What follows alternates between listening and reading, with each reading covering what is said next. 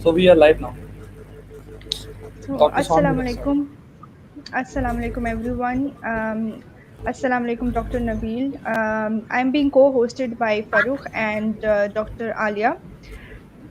सो आज के वेबिनार में ये हमारा सेकंड लेक्चर है और इसका जो टॉपिक है that is how to select a research topic. So we all know that research plays an important role in the evolution of medicine, but often people have a problem with selecting the right kind of topic. तो इसलिए हमने ये session रखा है जो conduct करेंगे doctor Nabeel Naeem Baig, जो currently ही is a consultant epidemiologist and dental surgeon, medical director in Ameen medical and dental centre. उसके अलावा ये senior executive officer college of physicians and surgeons Pakistan है और इसके साथ साथ ही is also an instructor for clinical research WHO. तो आई होप ये जो सेशन है by the end of it you will be finding it fruitful. Now I would like to ask doctor Nabeel कि वो अपना लेक्चर स्टार्ट कर दें. Doctor Nabeel kindly आप अपना लेक्चर शुरू कर दें. जी अस्सलाम वालेकुम. वालेकुम सलाम. अच्छा, अस्सलाम वालेकुम फ़ारूक और आप जो को होस्ट हैं उनको भी, और तमाम हमारे ऑडियंस जो हमें सुन रहे हैं और व्यूवर्स जो हमें देख रहे हैं. सबसे पहले तो सबको डिफेंस डे की मुबारकबाद और खराज तहसीन पेश करना चाहिए हमारे तमाम उन फ़ौजियों को जिन्होंने अपनी जान का जिन जान कुर्बान की और पाकिस्तान को उस वक्त एक जो चैलेंजिंग कंडीशन थी हमारे दुश्मन मुल्क से, उससे महफूज रखा. अच्छा, आज का जो टॉपिक है मेरा, जिसके ऊपर मुझे बात करनी थी, ये रिसर्च रिलेटेड है कि how to select a research topic.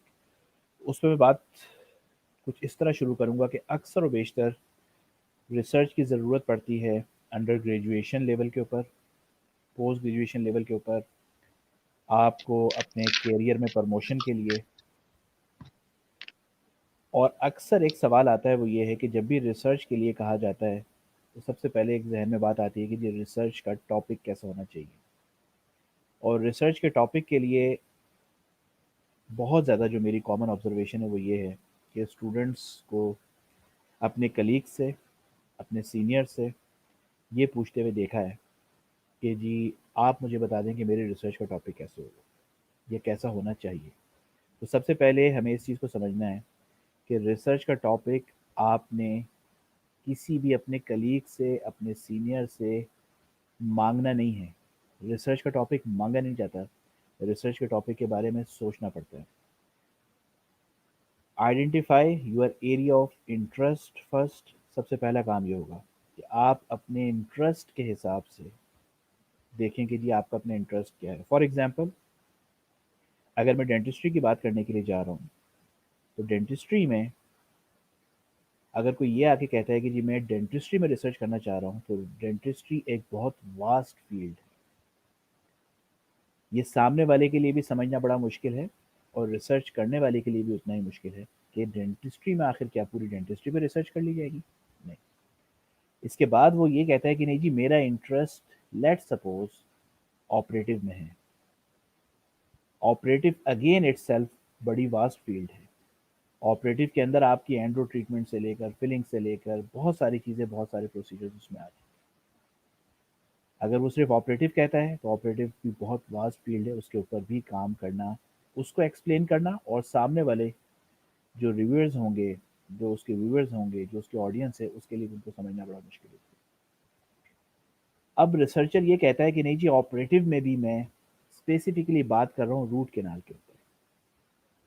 जब वो रूट कैनाल के ऊपर आएगा, ये एंड्रो ट्रीटमेंट की बात करेगा, अगेन वो बहुत वास्ट टॉपिक है कि क्या आप उसमें इंट्रा कैनाल मेडिकेमेंट की बात कर रहे हैं, क्या आप कैनाल प्रिपरेशन की बात कर रहे हैं, क्या आप फाइल सिस्टम की बात कर रहे हैं, क्या आप डिफरेंट किस्म के जो ऑब्चुरेशन के लिए मटेरियल्स हैं उनकी बात कर रहे हैं, या आप नंबर ऑफ कैनाल्स देखना चाह रहे हैं, या आप प्री ऑप और पोस्ट ऑप असेसमेंट करना चाह रहे हैं रूट कैनाल के बाद. Again it's a vast field.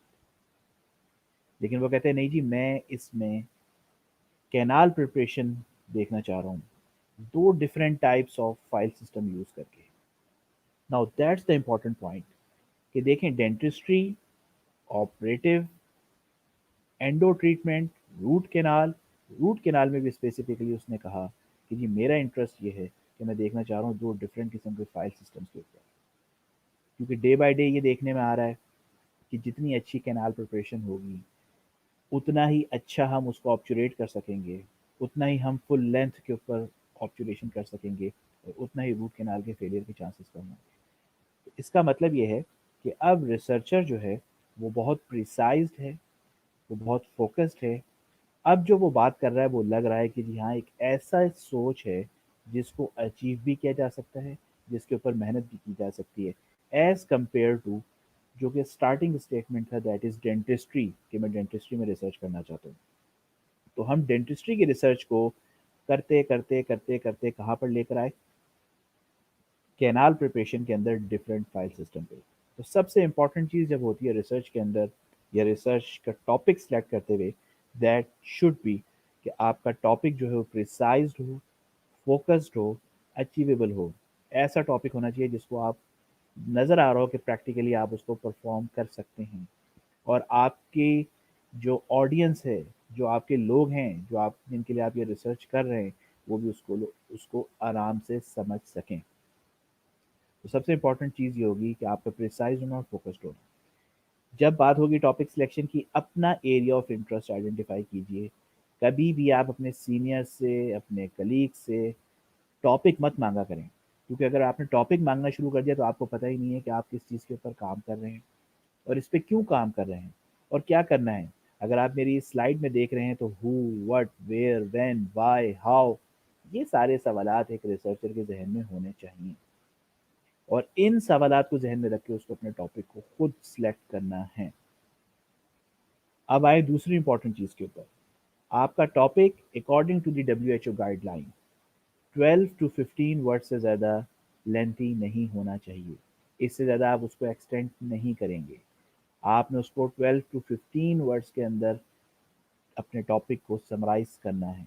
बहुत ज़्यादा एक्सटेंसिव, बहुत ज़्यादा लेंदी टॉपिक सामने वाले के लिए कन्फ्यूजन क्रिएट कर देता है, उसके लिए उसको समझना बड़ा मुश्किल हो जाता है।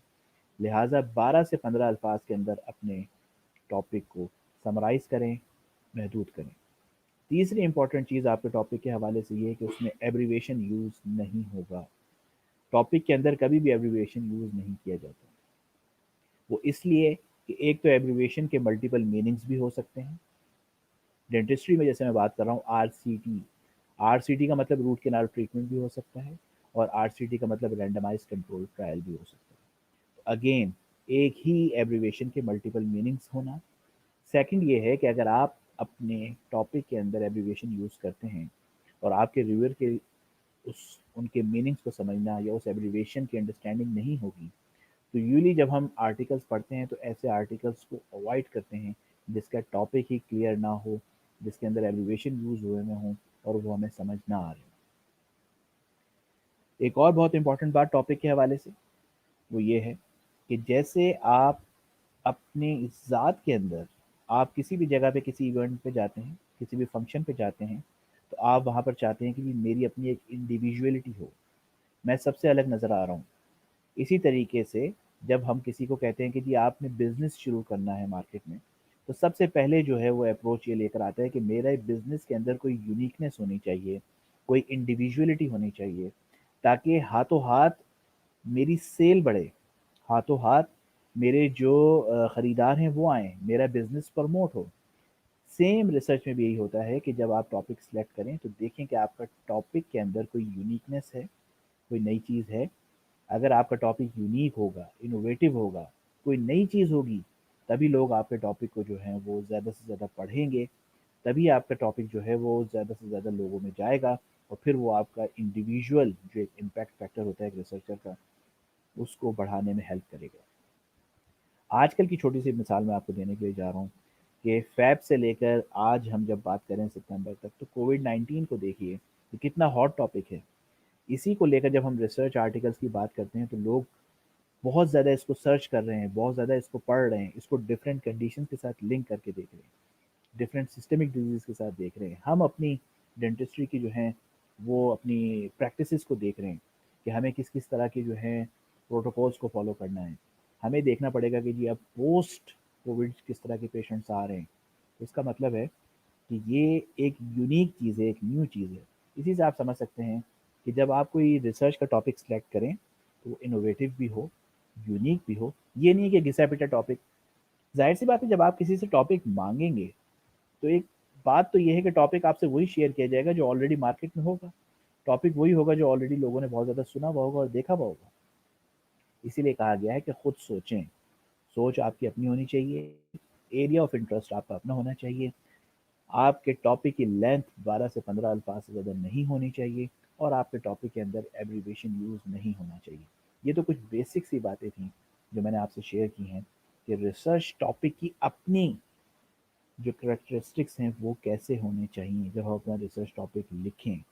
और जैसे मैंने आपसे शुरू में कहा कि डेंटिस्ट्री से स्टार्ट करते-करते फाइल सिस्टम तक आए हैं। इसी तरीके से आप अपनी अप्रोच को लेकर चलें, प्रिसाइज़्ड हो, फ़ोकस्ड हो, टू द पॉइंट हो, क्लियर हो, सामने वाला उसको आराम से समझ सके और at the same time unique भी हो और इनोवेटिव भी हो। अब मैं आप लोगों से कुछ पॉइंट्स शेयर करने के लिए जा रहा हूँ कि जब हम उन पॉइंट्स की बात करते हैं, तो हमें अपना रिसर्च टॉपिक लिखने में, समझने में और सेलेक्ट करने में बहुत आसानी हो जाएगी। किसी भी लेवल की रिसर्च करें, चाहे अंडर ग्रेजुएशन लेवल की हो, चाहे पोस्ट ग्रेजुएशन लेवल की हो, एफसीपीएस कर रहे हों, एमएस कर रहे हैं, एमडीएस करें, एमफिल करें, पीएचडी करें, एमबीए करें, जिस जगह पे भी आपको रिसर्च की ज़रूरत होगी, किसी भी लेवल की रिसर्च की, आपको टॉपिक सिलेक्शन में ये 6 पॉइंट हेल्प करेंगे। ये 6 पॉइंट जिसमें टॉप ऑफ द लिस्ट कहा गया रेलेवेंस, सेकंड है इनोवेशन, थर्ड है फिजिबिलिटी, फोर्थ है acceptability, fifth is cost effectiveness and sixth one is ethical consideration. जब भी आप टॉपिक सेलेक्ट करेंगे, आपने इन 6 पॉइंट्स के बारे में ज़रूर सोचना है। मैं भी वन बाय वन तमाम जो हेडिंग्स हैं इनको फर्दर एक्सप्लेन करूँगा।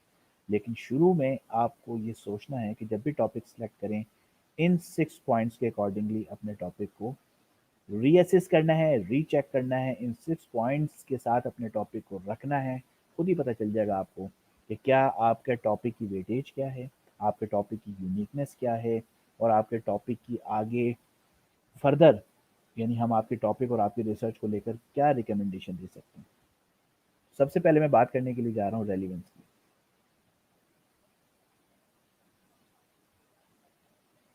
रेलिवेंस की जब मैं बात करता हूँ तो आपके जहन में ये 3 पॉइंट होने चाहिए।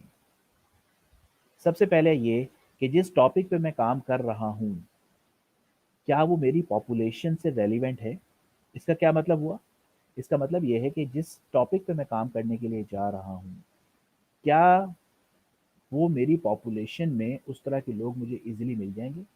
वो प्रॉब्लम जिसका मैं सॉल्यूशन ढूँढने के लिए जा रहा हूँ, वो रिसर्च क्वेश्चन जिसका मैं आंसर ढूँढने के लिए जा रहा हूँ, क्या मेरी पॉपुलेशन वाक़ई ही एलिजिबल है कि उसके ऊपर इस टॉपिक पे काम किया जा सकता है? लेट्स सपोज़ फॉर एग्ज़ाम्पल मैं बात करता हूँ कि हम पान, गुटखा, छालियों का देखते हैं ओरल कैविटी के अंदर कि जी ओएसएफ या स्क्वामोस सेल कार्सिनोमा कि क्या इम्पैक्ट है पान, गुटखा, छालियाँ और स्मोकिंग का। ख़ास तौर पे जब हम बात करते हैं सब कॉन्टिनेंट की, पाकिस्तान, इंडिया और बांग्लादेश, तो इन कंट्रीज़ के अंदर पान, गुटखे, छालियों का इस्तेमाल इंक्लूडिंग मिसवार बहुत ज़्यादा है। इसका मतलब है ये प्रॉब्लम सब कॉन्टिनेंट कंट्रीज़ का ज़्यादा है। अब हम पाकिस्तान की बात करते हैं, पाकिस्तान के अंदर भी पान, गुटखे, छालियों का एक्सपोज़र बहुत ज़्यादा है, जिसमें सबसे ज़्यादा एक्सपोज़र जो है वो कराची की पॉपुलेशन, पान का, गुटखे के, छालियों का।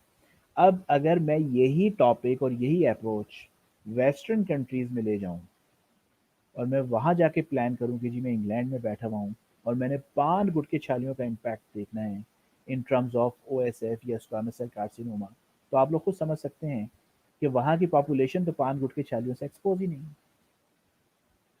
जब उनकी पॉपुलेशन उस चीज़ से एक्सपोज़ ही नहीं है, तो इसका मतलब है जो मैंने पॉपुलेशन सेलेक्ट की है, इस टॉपिक के हिसाब से वो टॉपिक एप्रोप्रिएट नहीं है उस पॉपुलेशन के लिए।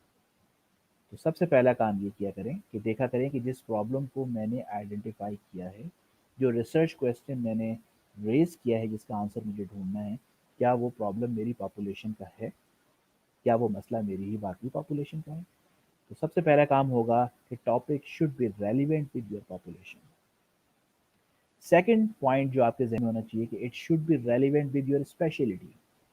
स्पेशलिटी से क्या मुराद है कि भाई डेंटिस्ट्री में अगर आप बात करते हैं, एक बंदा अपने इंटरेस्ट की बात करता है कि जी मुझे फ्रैक्चर के ट्रीटमेंट को देखना है, डिफरेंट किस्म के वायर सिस्टम देखने हैं या प्लेटिंग देखनी है।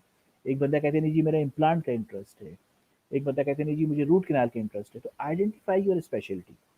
ये नहीं है कि सर्जरी वाला बंदा जो मैक्सिलोफेशियल रेजिडेंट है या सर्जरी का उसका इंटरेस्ट है, वो कह रहे हैं नहीं जी मैं तो different types of file system देखना चाह रहा हूँ। और जो डिफरेंट ऑपरेटिव का बंदा है वो कह रहे हैं नहीं जी मैं प्लेटिंग और वायर की फ्रैक्चर के अंदर रोल देखना चाह रहा हूँ। तो आइडेंटिफाई योर स्पेशलिटी। देखें कि मैं जिस स्पेशलिटी में हूँ, इसको चेक करने का बड़ा आसान सा तरीका ये है कि मैं किस डिपार्टमेंट के अंदर काम कर रहा हूँ, उस डिपार्टमेंट की रिस्पॉन्सिबिलिटी किस तरह के पेशेंट्स को फैसिलिटेट करना है, ट्रीट करना है। और अगर मैंने अपनी रिसर्च के रिजल्ट्स को बेस बना के फ्यूचर में कुछ रिकमेंडेशन देनी है, तो क्या वो मेरे डोमेन में आएगा? ऐसा नहीं है कि आप ऑपरेटिव में बैठ के सजेशन दे रहे हो कि नहीं जी मैं सर्जरी वालों को गाइड करूंगा, मैं प्रोस्थो वालों को गाइड करूंगा, मैं ऑर्थो वालों को गाइड करूंगा कि वो अपनी प्रैक्टिस को किस तरह चेंज करेंगे। तो ये इररेलेवेंट बात है। आप अपनी स्पेशलिटी में रहिए, अपनी एक्सपर्टीज के हिसाब से उन पेशेंट्स को डील कीजिए और फ्यूचर में जो मॉडिफिकेशन करनी है, जो चेंज लाना है, वो आपके अपने हाथ में होना चाहिए अकॉर्डिंग टू योर स्पेशलिटी जिसमें आप अपनी प्रैक्टिस कर रहे हैं।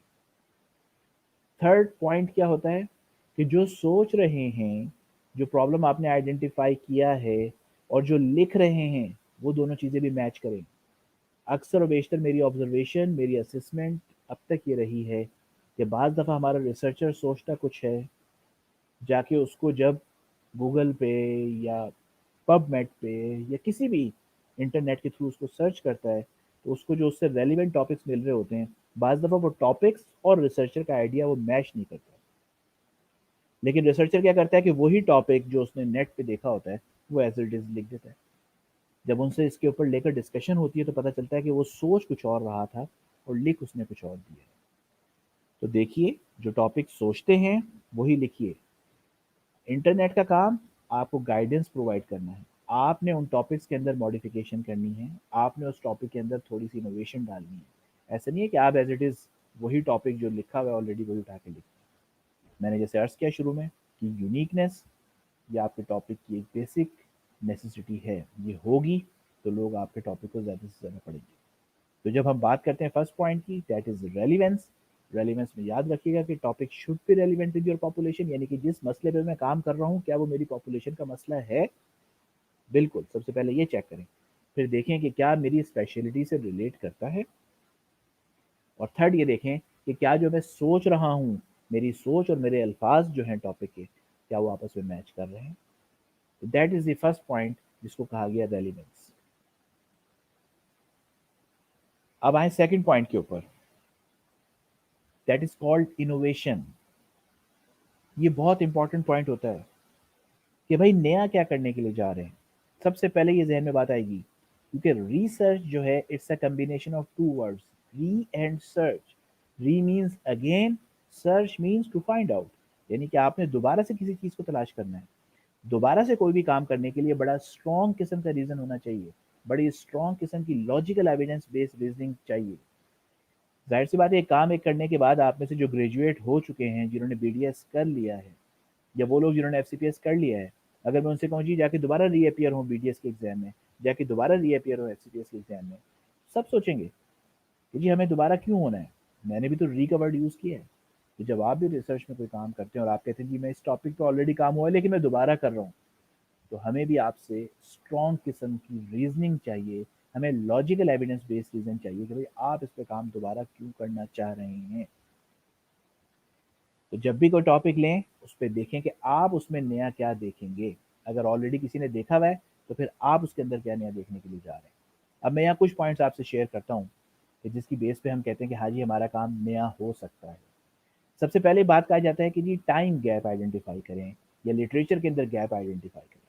बिलफर्ज आपने कहा कि जी मैंने लिटरेचर सर्च किया है, इस टॉपिक के ऊपर जो है वो इंटरनेशनल लिटरेचर एग्जिस्ट कर रहा है, इस पर रीजनल लिटरेचर एग्जिस्ट कर रहा है।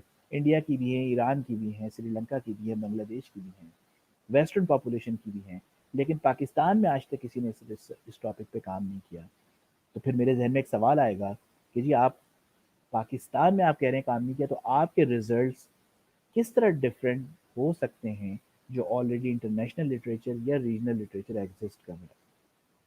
यहाँ पर फिर रिसर्चर के कॉन्सेप्ट का क्लियर होना बहुत ज़रूरी है कि हमारी पॉपुलेशन जेनेटिकली अगर डिफरेंट है, ज्योग्राफिकली डिफरेंट है, if we have a different lifestyle, if we have a different dietary habits, ठीक है, प्लस कुछ प्रॉब्लम्स ऐसे हैं हमारी पॉपुलेशन के कि वो प्रॉब्लम अगर हम देखें तो हमारे रिजल्ट्स ऑटोमेटिकली चेंज हो सकते हैं। That is lack of education, that is lack of awareness, that is poor socio economic status. Lack of awareness and lack of education जो है वो हमारे अक्सर एक बड़ी तादाद जो है पेशेंट्स की उनको डेविएट कर देता है, उनको शिफ्ट कर देता है ऑल्टरनेट मेडिसिन की तरफ। वो ज़्यादातर लोग प्रॉपर जगह पे आने के बजाय फिर वो दूसरी तरह की से चले जाते हैं, मतलब फूंकना फुकाना, हिकमत पढ़ना पढ़ाना। उनकी अपनी एक हकीकत होगी, मैं उस पर बात नहीं कर रहा इससे, लेकिन जब वो दूसरी तरफ के ट्रीटमेंट की तरफ चले जाते हैं तो फिर बाज़ दफ़ा ये होता है कि मोस्टली केसेस जो हैं वहाँ पर वो बिगड़ जाते हैं और बिगड़ने के बाद फिर वो आके हमारे पास रिपोर्ट करते हैं और बाज़ दफ़ा तो ऐसी कंडीशन में रिपोर्ट करते हैं कि फिर उस वक्त उसको मैनेज करना मुश्किल हो जाता है। तो आप बता सकते हैं क्योंकि हमारी पॉपुलेशन में लार्ज नंबर ऑफ पॉपुलेशन जो है वो उसमें लैक ऑफ अवेयरनेस है, लैक ऑफ एजुकेशन है, जिसकी वजह से हमारे यहाँ ऑल्टरनेट मेडिसिन या हमारे यहाँ दूसरी किस्म की है सेल्फ मेडिकेशन, इस तरह की हमारे यहाँ पेशेंट ज़रा ज़्यादा एक्सपोज है, जो कि as compare to western population इतना नहीं है।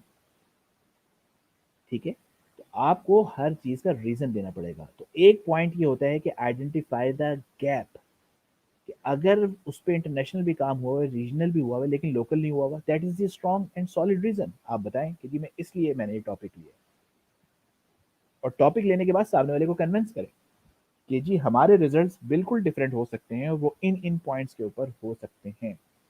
पुअर सोशियो इकोनॉमिक स्टेटस की जो मैंने बात की, मैं आपको उसकी भी एग्जांपल दिए देता हूँ। बेशक पब्लिक सेक्टर हॉस्पिटल के अंदर आइडियल ट्रीटमेंट होता है, अक्सर और बेशतर मरीजों की सोच पहले से ही होती है कि काश मेरे पास पैसा होता और मैं प्राइवेट सेक्टर में जाके अपना ट्रीटमेंट करवा सकता। ये जो उसकी एक सोच है, जो साइकोलॉजिकल इम्पैक्ट है, ये ट्रीटमेंट के आउटकम के ऊपर इफेक्ट डालता है। क्योंकि अगर आप पहले से ये सोच लें कि मेरे पास पैसा होता और मैं बेहतर जगह पे जाता इलाज के लिए, तो इसका मतलब है आपने ये सोच लिया है कि आप जिस जगह पे आए वहाँ पे बेहतर ट्रीटमेंट नहीं मिलेगा। ऑल्दो पब्लिक सेक्टर में भी आपको बेहतरीन ट्रीटमेंट मिल रहा हो, चाहे कितना ही बेहतर आपको, लेकिन आपके जो एक माइंड सेट होगा वो ट्रीटमेंट के आउटपुट के ऊपर जाके इफेक्ट करेगा। तो ज़रूर इन पॉइंट्स के बारे में सोचें, इस तरीके से आप अपना गैप आइडेंटिफाई करते हैं। दूसरी बात होती है रीसेंट डाटा, यानी कि हम आइडेंटिफाई करते हैं टाइम गैप, कि भाई 5 साल हो गए इस टॉपिक के ऊपर काम नहीं हुआ, 5 साल से किसी ने देखा नहीं है कि ये प्रॉब्लम हमारी पॉपुलेशन में बढ़ रहा है या कम हो रहा है, जिसे हम अमूमन फ्रीक्वेंसी या प्रिवलेंस कहते हैं। तो फ्रीक्वेंसी या प्रिवलेंस के ऊपर अगर आप कोई स्टडी करना चाहते हैं बिल्कुल करें, लेकिन आप उसका रीज़न दें। अब इसमें सवाल ये आ रहा है कि जी नया क्या है? नया है वो डाटा जो मैं प्रोवाइड कर रहा हूँ। अगर लिटरेचर को सर्च करते हैं तो आपको 2 साल, 3 साल पुरानी स्टडीज़ मिलती हैं। जो मैं आज की तारीख में आपसे अपना डाटा शेयर करूँगा, that is the new data. ये है इनोवेशन, ये है मेरा नया काम। तो अगर आपने डिफरेंट कंट्रीज़ में स्टडीज़ हुई हैं, पाकिस्तान में नहीं हुई, और आपको लगता है पाकिस्तान की पॉपुलेशन पे आके उसके रिज़ल्ट डिफरेंट हो सकते हैं, दैट इज़ इनोवेशन।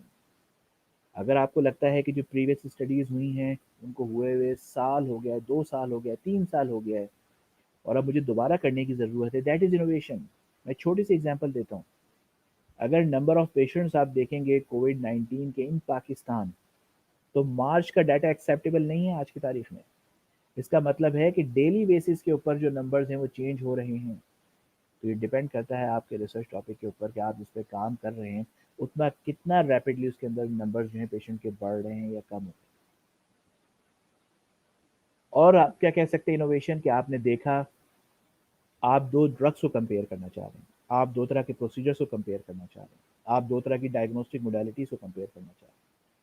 लेकिन लिटरेचर पढ़ने पे आपको पता चलता है कि वहाँ पर कंट्रोवर्सी मौजूद है, कंट्रोवर्शियल रिजल्ट्स मौजूद हैं। अभी तक कोई बात फाइनलाइज़ नहीं की जा रही। कोई कहता है कि जी प्रोसीजर ए बेहतर है, कोई कहता है नहीं जी प्रोसीजर बी बेहतर है, कोई कहते हैं नहीं जी फला ड्रग बेहतर है, कोई कहते हैं नहीं जी दूसरी ड्रग बेहतर है। तो ज़ाहिर-सी बात है एक रिसर्चर कन्फ्यूज़ हो जाता है कि अगर लिटरेचर में ही अभी कंट्रोवर्शियल रिजल्ट्स मौजूद हैं, तो मुझे इन दोनों में से किसको बेहतर कहना है और किसको कम बेहतर कहना है और किसकी प्रैक्टिस करनी है। तो रिसर्चर कहता है जी मैं वहाँ पर काम कर रहा हूँ। बिल्कुल काम कीजिए। आप अपनी पॉपुलेशन के ऊपर जब उन दोनों को कंपेयर करेंगे, दैट इज़ इनोवेशन, ये नई चीज़ है, बिल्कुल कीजिए। इसी तरीके से अगर आपको नज़र आता है कि ये सैंपल साइज़, प्रीवियस स्टडीज़ के अंदर सैंपल साइज़ बहुत स्मॉल था, बहुत स्मॉल से मुराद ये है कि उन्होंने 50-60 लिए हैं, 100 लिए, लेकिन मैं अपनी रिसर्च के अंदर 150-200 ले सकता हूँ। Automatically that is innovation. आप अपने जैसे ही सैंपल साइज़ बढ़ाएँगे, आपकी स्टडी के रिज़ल्ट ज़्यादा ऑथेंटिक और रिलायबल और एक्सेप्टेबल हो जाएँगे। आपकी स्टडी की स्ट्रेंथ बढ़ जाएगी। बताइए वजह कि जी किस वजह से आप काम कर रहे हैं और इनोवेशन क्या है? इनोवेशन क्या है? Large sample size as compared to previous studies. बिल्कुल नया काम कीजिए, बिल्कुल नया काम कीजिए, कोई मना नहीं करता। आजकल कोविड को लेकर आपके सामने है कि नई-नई ट्रायल्स, नई-नई ड्रग ट्रायल्स, वैक्सीनेशन ट्रायल्स हो रहे हैं।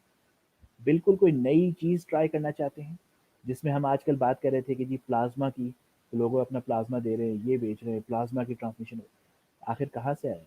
नए काम हो रहे हैं, या साबुन से आपको 20 सेकंड तक हाथ धोने कहाँ से आया? या मास्क पहनना है कहाँ से आया? सोशल डिस्टेंसिंग कहाँ से आई? ज़ाहिर-सी बात है कि रिसर्च में हमेशा नए काम करने की गुंजाइश मौजूद रहती है। तो जब भी सोचें, कुछ नया सोचें, यूनिक सोचें, अपनी पॉपुलेशन के हिसाब से सोचें।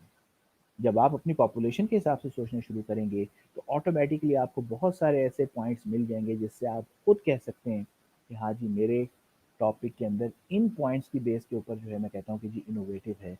क्योंकि जो लिटरेचर एग्ज़िस्ट कर रहा है वो दूसरी कंट्रीज़ का है, और दूसरी कंट्रीज़ के रिज़ल्ट्स की एप्लीकेबिलिटी नहीं है मेरी पॉपुलेशन के ऊपर, क्योंकि हम लोग डिफरेंट हैं। हम एनाटॉमिकली भी हमारे अंदर थोड़ा-सा फ़र्क है, जेनेटिकली तो है ही, ज्योग्राफिकली भी है, डाइटरी हैबिट्स पे भी है, लाइफ़स्टाइल पे भी है। ज़ाहिर-सी बात है वहाँ के अगर आप कंपेयर करते हैं बोन डेंसिटी के हवाले से बात कर लें, विटामिन डी के एक्सपोज़र के हवाले से बात कर लें, डाइट के हवाले से बात कर लें, तो ज़ाहिर-सी बात है कि बहुत सारी चीज़ों में फ़र्क आपको मिलेगा फिज़िकली भी। अगर आप देखते हैं, चाइना की अगर आप लोगों की फ़िज़ीक देखेंगे तो वो बिल्कुल अलग है, पाकिस्तानी पॉपुलेशन बिल्कुल अलग है। स्किन के कलर के हिसाब से, टेक्सचर के हिसाब से, मल्टीपल चीज़ें हैं जिसके ऊपर आप बेस बना के कह सकते हैं कि जी हाँ, ये चीज़ों का डिफ़रेंस है। इसलिए मैं अज़्यूम कर रहा हूँ कि मेरी स्टडी के रिज़ल्ट्स भी डिफ़रेंट हो सकते हैं। That is your just assumption, ये कोई कॉन्क्लूज़न नहीं होगी। कॉन्क्लूज़न तो बाद में पता चलेगी at the end of the research कि जिस बेस पे आपने सोचा था, क्या उसका वाक़ई कोई सिग्निफिकेंट रोल है या नहीं।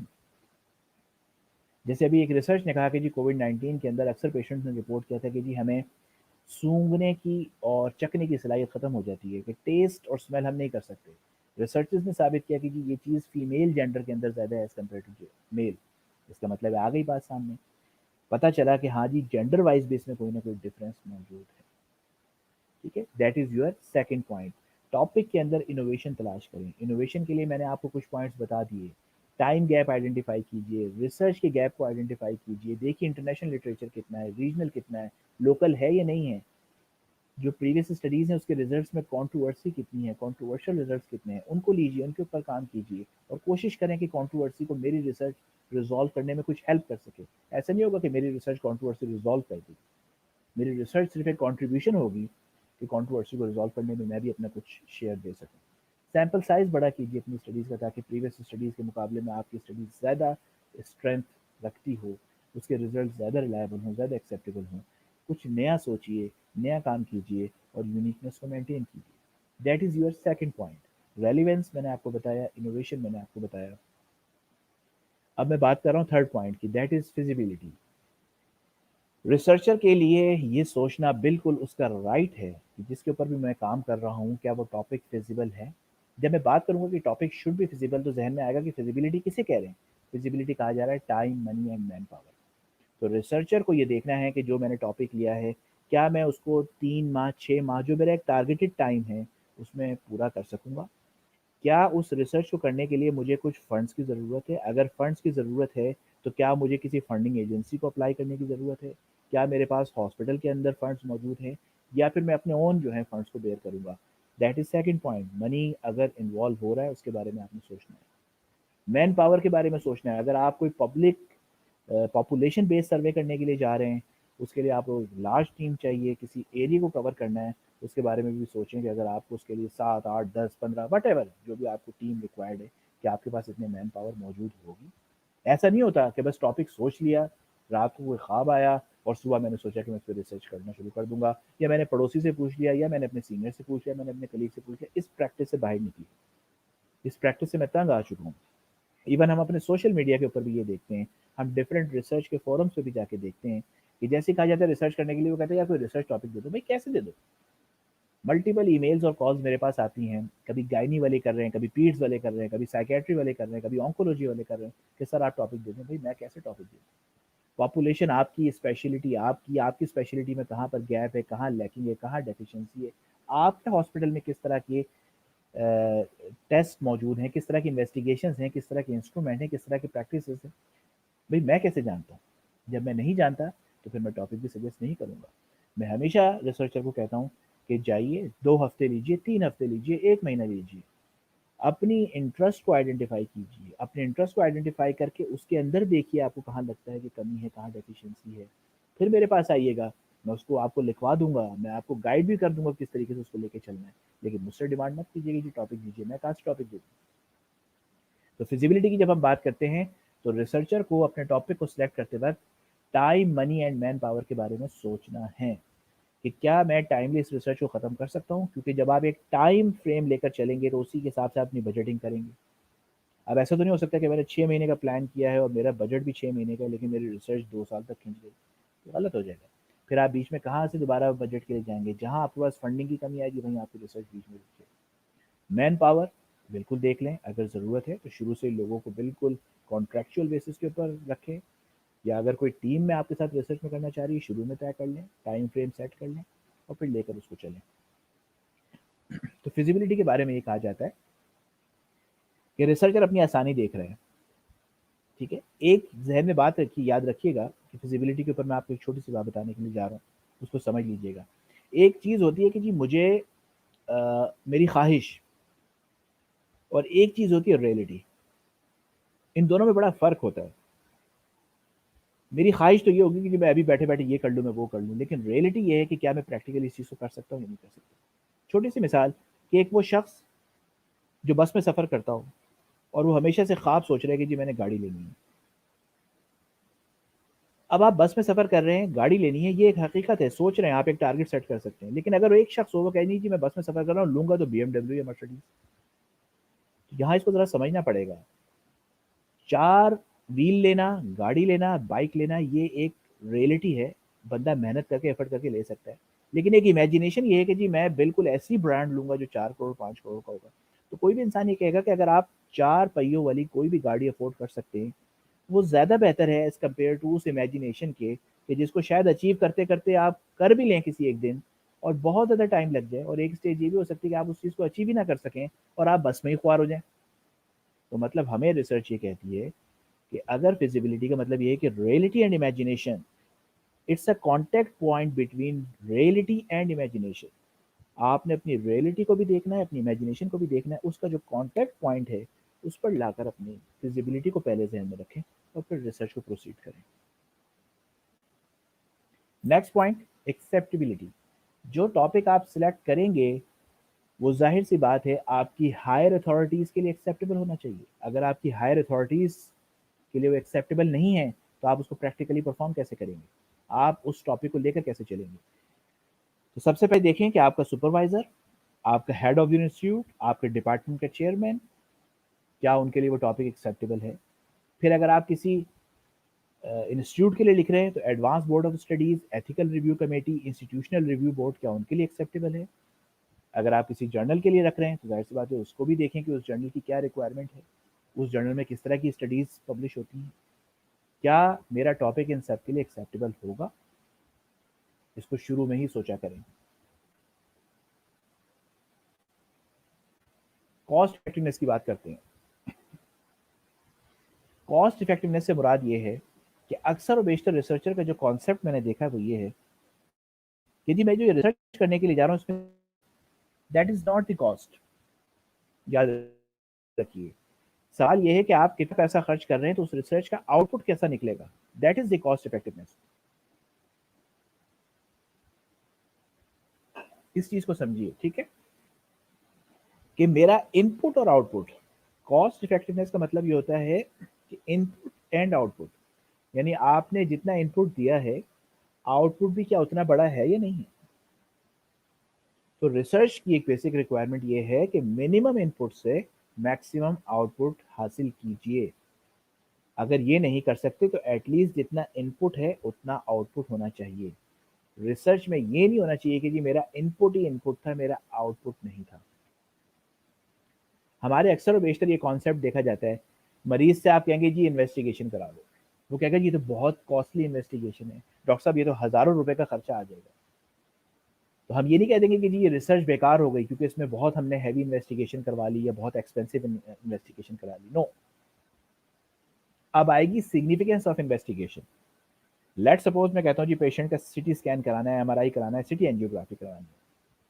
अगर आप कोई नॉन इन्वेजिव प्रोसीजर ले लेते हैं और पेशेंट को एक अच्छी investigation with sensitivity and specificity more than 95% कोई टूल आप दे दें और पेशेंट का नॉन इन्वेजिव वो हो और पेशेंट इजीली वो इन्वेस्टिगेशन करवा ले और फिर उस इन्वेस्टिगेशन के ऊपर प्रॉपर मैनेजमेंट हो सके, प्रॉपर डायग्नोसिस हो सके और उससे हम chances of morbidity and mortality reduce कर सकें, तो कौन सी कॉस्ट उस टेस्ट के 30-40 हज़ार 15 हज़ार रुपए क्या उस इंसान की morbidity, mortality, proper management, proper diagnosis से बढ़ के? That is the convincing point.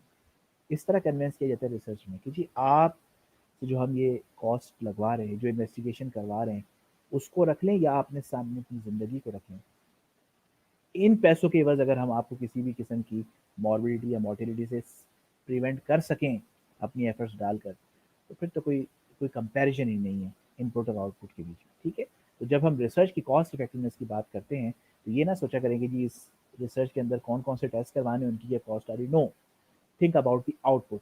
अगर ये इनपुट हो रहा है, तो फिर आउटपुट, क्या इसका आउटपुट इन इनपुट से बड़ा है? That is the cost effectiveness. 6th point जो कि लास्ट पॉइंट था, दैट इज़ एथिकल कंसिडरेशन, कि जब भी आप रिसर्च करें, इन पॉइंट्स के बारे में ज़रूर सोचें। सबसे पहला कि मेरा टॉपिक ऐसा हो जो कल्चरल पॉइंट ऑफ व्यू से, रिलीजियस पॉइंट ऑफ व्यू से मेरी पॉपुलेशन के लिए एक्सेप्टेबल हो, ठीक है? जो भी आप टॉपिक लें वो देखें कि क्या वो कल्चरल या रिलीजियस पॉइंट ऑफ व्यू से मेरी पॉपुलेशन के लिए एक्सेप्टेबल है। लेट्स सपोज मैं बात कर लेता हूँ। वेस्टर्न पॉपुलेशन में जब हम कोई रिसर्च देखते हैं तो मोस्ट कॉमन जो वो एक फैक्टर पढ़ते हैं दैट इज़ अल्कोहल कंजम्पशन है। मोस्ट कॉमन डिजीज़ जिसकी वो बात करते हैं that is HIV. Multiple partners की वहाँ पर बात होती है, वहाँ पर विदाउट मैरिज प्रेगनेंसी की बात होती है। ये तो एक आम सी बात है वहाँ पर। लेकिन हमारी सोसाइटी में क्या इन टॉपिक्स के ऊपर इतनी ईज़िली बात हो सकेगी? क्या हम अल्कोहल कंजम्पशन पे इतना ओपनली खुल के बात कर सकते हैं? आप किसी से मल्टीपल पार्टनर्स की बात कर सकते हैं? आप किसी से सवाल कर सकते हैं इस तरह का? नहीं कर सकते। हमें फिर अपने पॉपुलेशन को देखना होता है, हमें अपने कल्चरल जो हमारे इक़दार हैं, जो वैल्यूज़ हैं, जो मुआशरे का एक एहतराम है, उन सबको ज़हन में रखना पड़ेगा। सेकंड, हमें रिलीजियस पॉइंट ऑफ व्यू से भी देखना है। जैसे मैंने आपसे कहा कि प्रेगनेंसी विदाउट मैरिजेज़, वहाँ पर तो वो सवाल कर लेंगे। यहाँ पर हमें बहुत सोच समझ के सवाल करना पड़ेगा। इन्फॉर्म कंसेंट, आप अपने पेशेंट से कंसेंट लेंगे, that is the most important thing. Either it's a verbal or written consent, but you have to inform the patient first कि आप क्या करने के लिए जा रहे हैं। उसको उस स्टडी के, उस तहकीक के फ़ायदे भी बताइए, नुकसान भी बताइए। जब भी आप इंटरवेंशन करें, जब भी आप कोई एक्सपेरिमेंटल स्टडी करें, आप हमेशा रिटन कंसेंट लें, वर्बल से काम नहीं चलेगा। जब आपने कोई मेडिसिन देनी है, कोई सर्जिकल प्रोसीजर करना है, आपको लाजमी रिटन कंसेंट लेना है। कॉन्फिडेंशियलिटी, पेशेंट को इस चीज़ की श्योरिटी दी जाएगी कि आपका डाटा कॉन्फिडेंशियल रहेगा। It's between patient and doctor और रिसर्चर। ऐसा नहीं है कि आप उसके डाटा को शेयर करते फिरें उसकी पर्सनल या प्रोफेशनल लाइफ में उसको नुकसान पहुंचाने के लिए। लेट सपोज कि जो साइकेट्रिस्ट को विजिट करते हैं, कोई ऐसा पेशेंट है, तो आप उसकी उस डाटा को उसकी प्रोफेशनल लाइफ में या पर्सनल लाइफ में उसको मिसयूज़ करें और शो कराएं कि ये मेंटल इलनेस का शिकार है। ये चीज़ें नहीं होनी चाहिए। तो कॉन्फिडेंशियलिटी को मेंटेन रखना ज़रूरी है। डू नो हार्म, पेशेंट को नुकसान नहीं पहुंचाना। आपने पेशेंट को नुकसान से क्या मुराद है? पेशेंट को इस इन्वेस्टिगेशन की ज़रूरत नहीं थी, आपने अपने इंटरेस्ट के लिए ये वाली इन्वेस्टिगेशन करवा ली। पेशेंट को इस प्रोसीजर की ज़रूरत नहीं थी, आपने बिला वजह पेशेंट को इस प्रोसीजर से एक्सपोज करवाया। अननेसेसरी एक्सपोज करवाना पेशेंट को किसी भी इन्वेस्टिगेशन से, किसी भी मेडिसिन से, किसी भी ट्रीटमेंट से, that is under the heading of मतलब कि आप इंटेंशनली किसी को नुकसान पहुंचाने की कोशिश कर रहे हैं। ये नहीं होता कि हम किसी को कोई छुरी लेकर काट देंगे, that is under the heading of harm. No, अगर आप अननेसेसरी एक्सपोज करवा रहे हैं, दैट इज कि आप उसको पेशेंट को अननेसेसरी एक्सपोज करवा रहे हैं, हार्म दे रहे हैं। अगर पेशेंट ड्यूरिंग रिसर्च चाहता है कि मुझे विड्रॉ करना है, पेशेंट को राइट दीजिए, पेशेंट जब चाहे अपने आप को विड्रॉ कर सकता है। ड्यूरिंग रिसर्च अगर क्लिनिकल असिस्टेंस की ज़रूरत है तो आपकी प्रायोरिटी ये है कि पेशेंट को क्लिनिकल असिस्टेंस दीजिए, रिसर्च से रोकिए, क्लिनिकल असिस्टेंस दीजिए, ठीक है। रिसर्च के अंदर most important thing which is under the heading of ethical consideration, that is called avoid plagiarism। Research में जेन्युइन काम किया करें, रिसर्च में ओरिजिनल काम किया करें, रिसर्च में किसी का काम लेकर मत छापें कि आपने किसी की रिसर्च ले ली और उसको छाप दिया और आपने बाद में कह दी मेरी रिसर्च, ये नहीं, ये प्लेजरिज्म है। इसमें दुनिया भर में बड़ी स्ट्रिक्ट किस्म की जो है वो पेनल्टीज होती हैं। बाज़ दफ़ा तो आपको ब्लैक लिस्ट कर दिया जाता है, फिर आपकी पोस्ट ग्रेजुएशन, आपके एडमिशन जो है वो यूनिवर्सिटीज़ के अंदर वो बैन कर दिए जाते हैं। पाकिस्तान में भी डिफरेंट फोरम्स पे डिफरेंट किस्म की जो है वो सज़ाएँ रखी गई हैं। कुछ लोग 6 मंथ की ट्रेनिंग को सस्पेंड कर देते हैं, कुछ लोग जो है फिर उसको ब्लैक लिस्ट कर देते हैं, फिर वो किसी जर्नल में नहीं भेज सकता। तो जेन्युइन काम कीजिए, ठीक है। प्लेजरिज्म से बचने के बड़े आसान से तरीके हैं। वो ये है कि ज़्यादा से ज़्यादा मुतालिया कीजिए, ज़्यादा से ज़्यादा आर्टिकल पढ़िए, ज़्यादा से ज़्यादा रिसर्च के काम को पढ़ें।